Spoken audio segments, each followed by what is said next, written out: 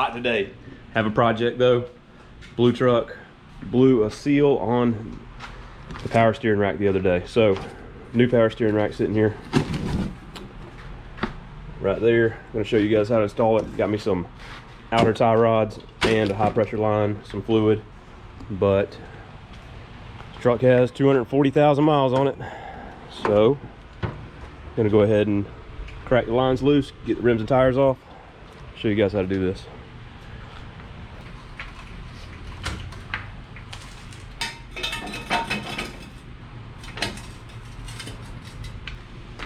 Okay, show you guys what we have going on here. Jacked up, have tire chocks in the back, also have e-brake set. Then under here, hit this flashlight, we have a leak, blew out a seal. Now what I did yesterday is I got some Super Clean with a foamy sprayer. They have this foaming sprayer thing that works awesome. So I was spraying this and you could see the black just dripping off and all the fluids just dripping off there. Worked excellent. So new power steering rack's gonna go in. We have 2 bolts here. We have a bolt for the steering shaft. Looks like the lines are easy to get to. So this high pressure is not damaged, but I'm gonna go ahead and replace it while we're here. And also the outer tie rods. I didn't know this, but they are shot. So see if you can see this action right here. Oh, guess I'm covering up the flashlight. So look at that.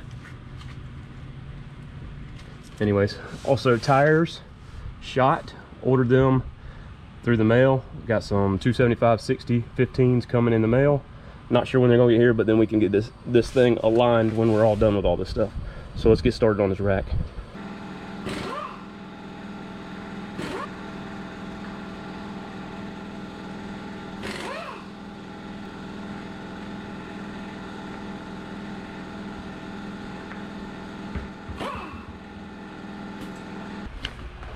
Yeah, outer tie rod here, 22 mil or 21 millimeter.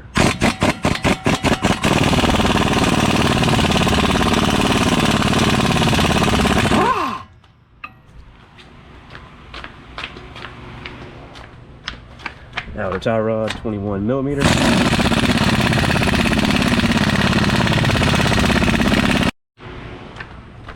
Since I have new outer tie rods, I can go ahead and just whack these with a hammer. Don't have to worry about messing up the threads. Just like that. Same on the other side. If you're using your old ones, don't hit them like this.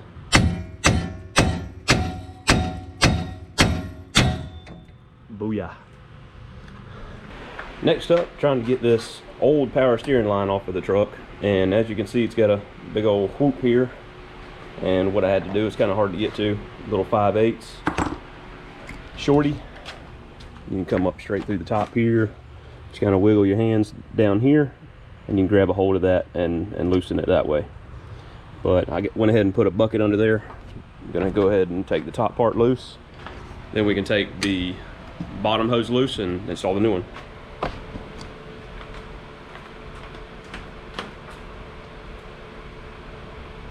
That top part of that hose is dripping into our pan nice. We just need to take loose our low pressure and our high pressure from our steering rack.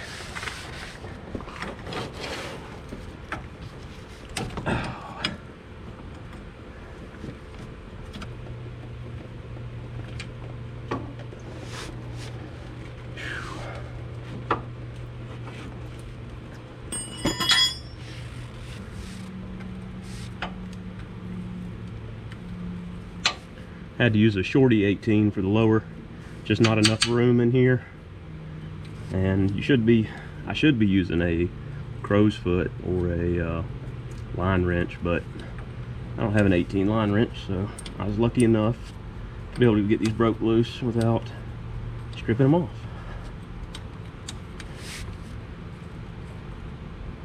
There's the low side. Now you got to make sure you have your O-ring on there. We should have got a new O-ring with our steering rack though. Okay, lines are off. Next up, need to get the bolt out of the steering shaft. Pull the steering shaft off the rack. I need to go ahead and lock the steering wheel in place first before I do that. Okay, so if you remember, I had the wheels facing forward whenever I started.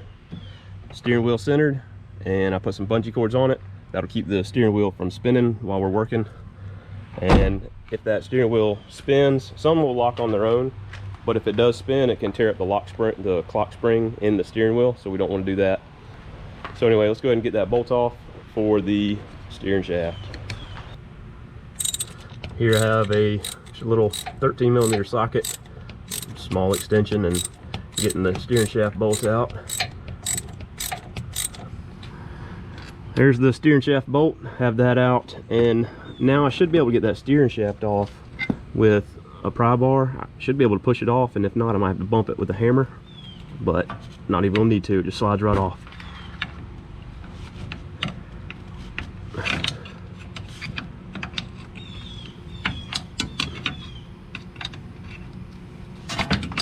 There it is. Only thing left, these two big bolts to get the rack off. These two big guys are 24mm. Just gonna use the impact and get them off.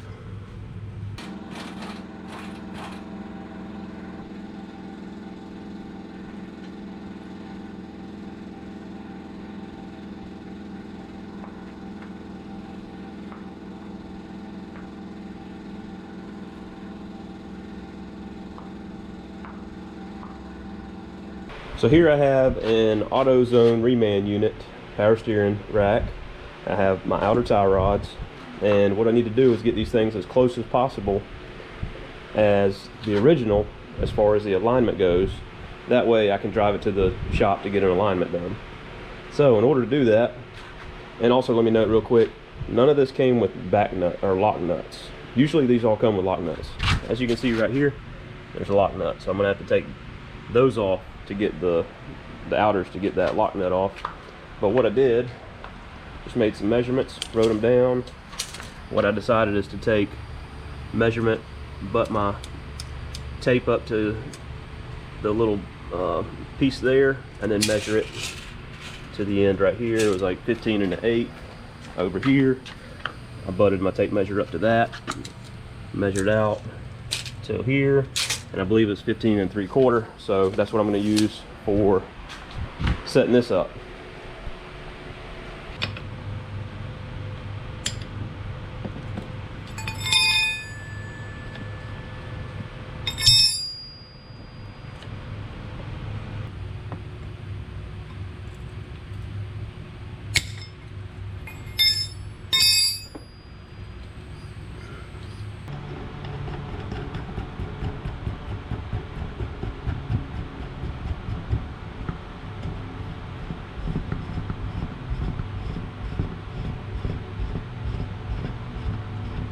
Smooth.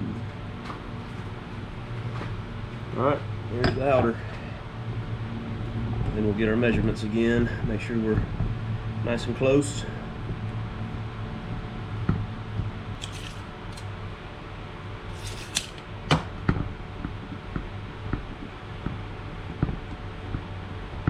I have my outer tie rods on, and we know that this thing, the old one came off the truck and it was centered. Well, on your new unit, remanufactured unit, whatever you have, if you're not certain if it's centered, you can get a wrench and turn it all the way to lock. Once it locks out, turn it all the way up around to the other lock, counting each turn. See this painted mark that I'm sure they were using as a turn mark. And so it's like 3 turns, for instance. Then you turn it back 1.5 turns, and that'll be your center, so you know that your measurements are going to be centered just like your measurements from your old one were centered. Got it? Good. Now we're ready to install it.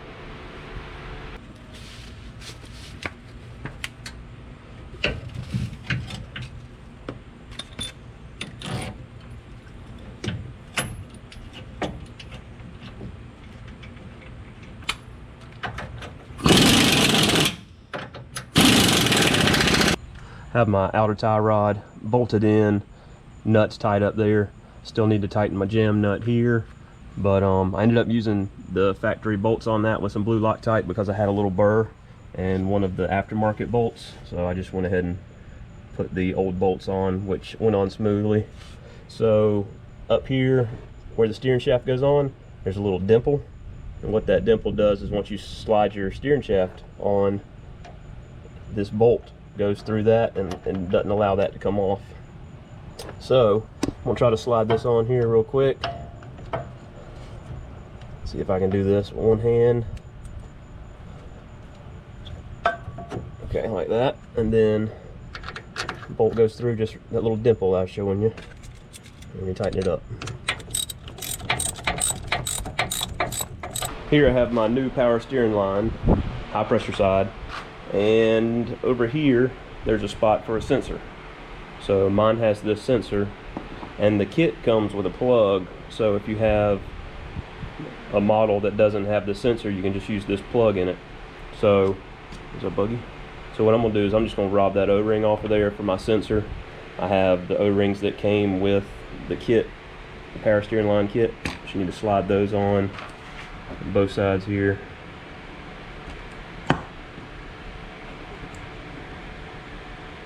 Like that. And I need to go ahead and swap this one out and install it. So I called that a sensor. That's actually, I think, a idle switch.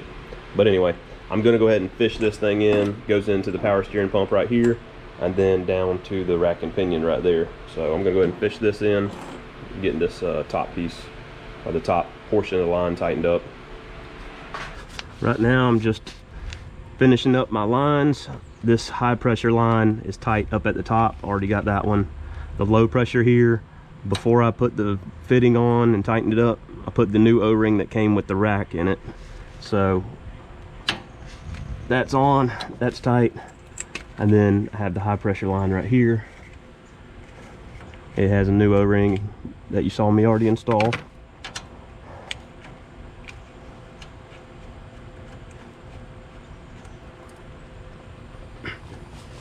Okay, both those are tight. Both the main rack bolts are tight. The outer tie rods are tight. All I have left is the jam nuts there. That'll be it. Looking good. Just need to get this thing to the alignment shop ASAP. Get me some new tires also. Well guys, it appears we're not going to finish today. So, I'm going to clean up the garage a little bit. See y'all tomorrow. Alright, day 2. It just rained again, and I just need to button this thing up. Go ahead and make sure I tightened everything. Just a little recap from yesterday. Make sure I did everything. Got to throw the wheels and tires on, put some fluid in it, get it running, and make sure it's ready to go to the alignment shop.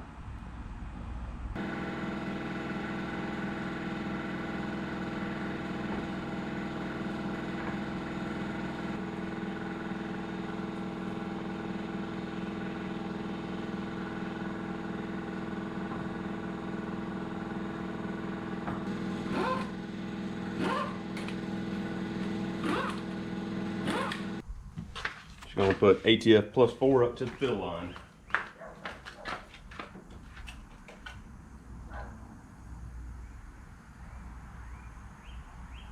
Okay, got the transmission fluid in the power steering reservoir. Got the plug here for the, I believe it's an idle switch. Make sure you plug that in if you have that on yours. And I'm going to go ahead and fire it up. Put my cap back on. And it should get some whining in the beginning until it gets all the bubbles out.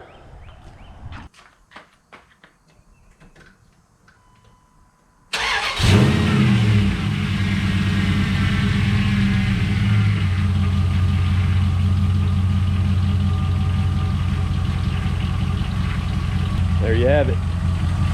Pretty quiet right now. I'm gonna give it some time to get all the air bubbles out. As you can hear, it had a little whine, but it quickly worked out. And I'm about to put it on the ground and torque these rims to about 100 foot-pounds. So you got a little bit of whine right there. What it's gonna do is it's gonna get air bubbles in it, and I'm gonna have to shut it off, let those air bubbles get out. Air bubbles meaning like a foam from having air bubbles in the system. So all that'll get worked out, and that's gonna do it.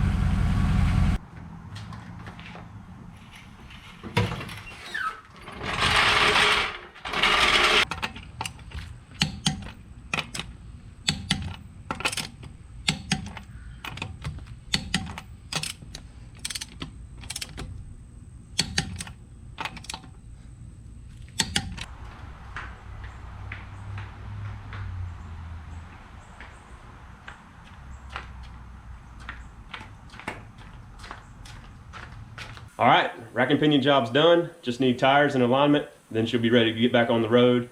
But hope this helps out you Dakota guys. If you're doing a rack and pinion, want to get this thing done on the weekend, it's not that bad of a job. But that is gonna do it for me today.